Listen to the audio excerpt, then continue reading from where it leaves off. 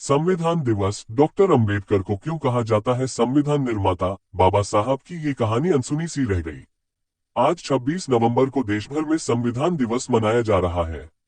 लेकिन क्या आपको पता है कि भारत के संविधान को कैसे तैयार किया गया था? सबसे पहले इसका ड्राफ्ट किसने बनाया? संविधान बनाने के पहले स्टेज की बेहद रोचक कहानी आपको बता रहे हैं। नई दिल्ली, 26 नवंबर, वो तारीख जिसे देश भर में संविधान दिवस के रूप में जाना जाता है। आज के ही दिन यानी 26 नवंबर 1949 को संविधान सभा ने भारतीय संविधान को अपनाया था।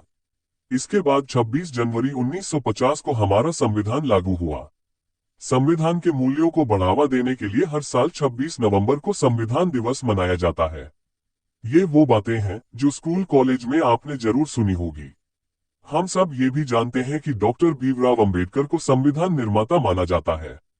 वो संविधान की ड्राफ्टिंग कमेटी के अध्यक्ष थे। लेकिन बहुत कम लोगों को ये बात पता है कि संविधान का मसौदा तैयार करने का बोझ केवल अंबेडकर पर आ गया था। ये बात प्रारूप समिति के ही सदस्य टी कृष्णामाचारी ने संविधान सभा के सामने कही थी। ये कहानी पढ़कर आप समझ जाएंगे कि संविधान का निर्माता डॉक्टर अंबेडकर को क्यों कहा जाता है। संविधान का ड्राफ्ट बनाने के लिए बनी थी 7 सदस्यों की कमेटी। हम जानते हैं कि प्रारूप समिति ने मई 1947 में संविधान सभा के सामने मसौदा पेश किया था। इस ड्राफ्ट में 7,500 से ज्यादा संशोधन सुझाए गए, जिनमें से लगभग 2,500 को स्वीकार किया गया।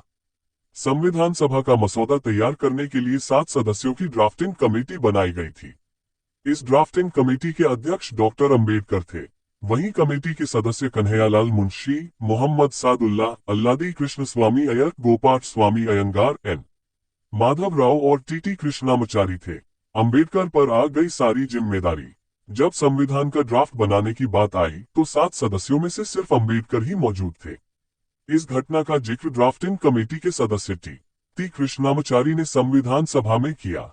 टी कृष्णामाचारी ने नवंबर 1948 में संविधान सभा में कहा कि मृत्यु, बीमारी और अन्य व्यस्तताओं की वजह से कमेटी के ज्यादातर सदस्यों ने मसौदा बनाने में पर्याप्त योगदान नहीं दिया।